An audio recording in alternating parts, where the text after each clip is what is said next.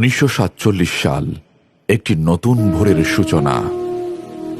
সে বছর এক পুত্র সন্তানের জন্ম হয়, যার পিতা ছিলেন তাঁর সময়ের অন্যতম প্রখ্যাত ইসলামী চিন্তাবিদ ও আলেম, আর মাতা ছিলেন মহান সুফি সাধক ও ইসলামী পণ্ডিত শেখ ইয়াকুব বদরপুরি রহমতুল্লাহি আলাইহির কন্যা। সময়ের সঙ্গে সঙ্গে সেই ছোট্ট ছেলেটি বড় হতে থাকে। কেউই জানত না একদিন সেই শিশুই পরিণত হবে এমন এক বিশাল বৃক্ষে, যার ছায়ায় আশ্রয় নেবে হাজারো এতিম, বিধবা ও অসহায় মানুষ। একদিন তিনি যখন প্রথম শ্রেণীর ছাত্র, স্কুল থেকে ফেরার পথে একটি জীর্ণ শীর্ণ বাড়ি চোখে পড়ে। সেখানে বাস করতেন এক অসহায় বিধবা নারী। সেই দৃশ্য দেখে তাঁর চোখ অশ্রু সজল হয়ে ওঠে। তিনি বাড়ি ফিরে মায়ের কাছে গিয়ে সেই বিধবার জন্য একটি নতুন ঘর নির্মাণের উদ্দেশ্যে টাকা চান। সেদিন থেকেই শুরু। এরপর আর পেছনে ফিরে তাকাতে হয়নি। তিনি নিজেকে সম্পূর্ণভাবে দান, খয়রাত ও শিক্ষার কাজে নিয়োজিত করেন। তার শিক্ষা জীবন ছিল অত্যন্ত উজ্জ্বল। তিনি সর্বোচ্চ ফলাফল ও গুরুত্বপূর্ণ ডিগ্রি অর্জন করেন। ব্যক্তি জীবনে তিনি সবসময় নীরব ও বিনয়ী থেকেছেন। শুরুতেই তাঁর প্রিয় পিতা হযরত আল্লামা আব্দুল লতিফ চৌধুরী ফুলতলী রহমতুল্লাহি আলাইহি নিঃশর্তভাবে তাঁর কাজের পৃষ্ঠপোষকতা করেন। ধীরে ধীরে বাংলাদেশ ও প্রবাসের বহু দানশীল মানুষ এই মহৎ উদ্যোগে যুক্ত হন। 2022 সালে তিনি লতিফি হ্যান্ডস নামক একটি দাতব্য সংস্থা প্রতিষ্ঠা করেন। এই সংস্থার আওতায় গৃহ নির্মাণ, এতিম ও বিধবা সহায়তা সহ বহু মানব কল্যাণমূলক প্রকল্প পরিচালিত হচ্ছে। তাঁর সারা জীবনের কর্মযজ্ঞে তিনি হাজার হাজার এতিম ও বিধবার জন্য আশ্রয়স্থল নির্মাণ করেছেন। লতিফি হ্যান্ডস 3 ধরনের ঘর নির্মাণ করে থাকে: টিন শেড ঘর, অর্ধ দেয়াল ঘর এবং পূর্ণ দেয়াল ঘর।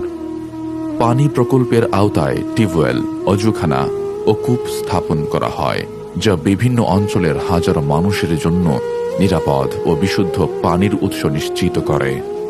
অন্ধ ও প্রতিবন্ধী প্রকল্প। এই প্রকল্পের আওতায় 200-এরও বেশি উপকারভোগী প্রতি মাসে নগদ সহায়তা ও প্রয়োজনীয় উপকরণ পেয়ে থাকেন। এতিম প্রকল্প। এটি অন্যতম প্রধান প্রকল্প, যার মাধ্যমে হাজারো অসহায় এতিম শিশু স্বাভাবিক জীবনযাপনের সুযোগ পায়, যে জীবন তারা পেত যদি তাদের পিতা জীবিত থাকতেন। 1972 সালে হযরত আল্লামা আব্দুল লতিফ চৌধুরী ফুলতলী রহমতুল্লাহি আলাইহি কর্তৃক প্রতিষ্ঠিত লতিফিয়া এতিমখানায় বর্তমানে 1,500-এরও বেশি এতিম শিশু বসবাস করছে। কুরবানি প্রকল্প। প্রতি বছর ঈদুল আজহার সময় ফুলতলী সহ বাংলাদেশের বিভিন্ন অঞ্চলে হাজারো দরিদ্র মানুষকে মানসম্মত কুরবানির গোশত বিতরণ করা হয়। অনেকেই বলেন বছরের এই এক সময়েই তারা গোশত খাওয়ার সুযোগ পান। রমজান প্রকল্প। রমজান মাস জুড়ে 1200-এরও বেশি মানুষকে ইফতার ও সাহরির ব্যবস্থা করে দেয়া হয়। জীবিকায়ন প্রকল্প।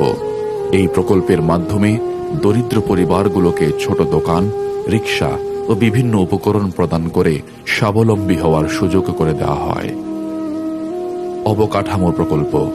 এই প্রকল্পের আওতায় মসজিদ, সেতু ও মাদ্রাসা নির্মাণ করা হয়। বিধবা প্রকল্প। কারো মৃত্যু হলে তার স্ত্রী, সন্তান ও পরিবার নানা সংকটে পড়ে।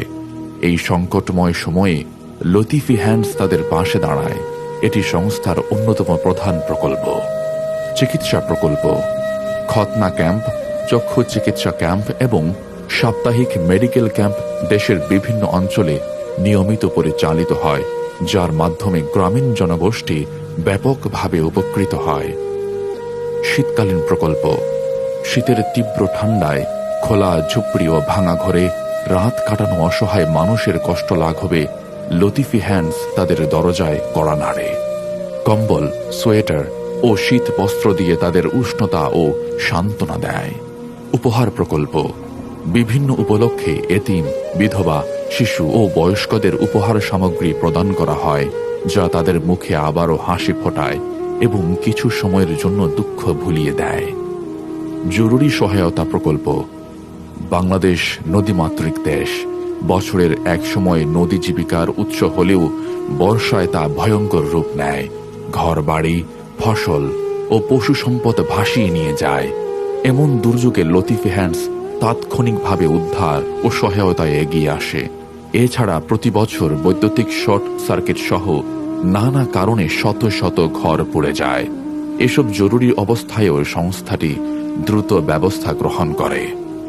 এইসব দাতব্য কার্যক্রম পরিচালিত হয় সেই মহান ব্যক্তির দিক নির্দেশনায়, যিনি একদিন তার মায়ের কাছে কান্না ভেজা চোখে এক বিধবার জন্য ঘর চেয়েছিলেন, যার পিতা কোনো প্রশ্ন ছাড়াই তাকে সমর্থন দিয়েছিলেন, আর মা বাবা নীরব রাতের প্রহরে তার জন্য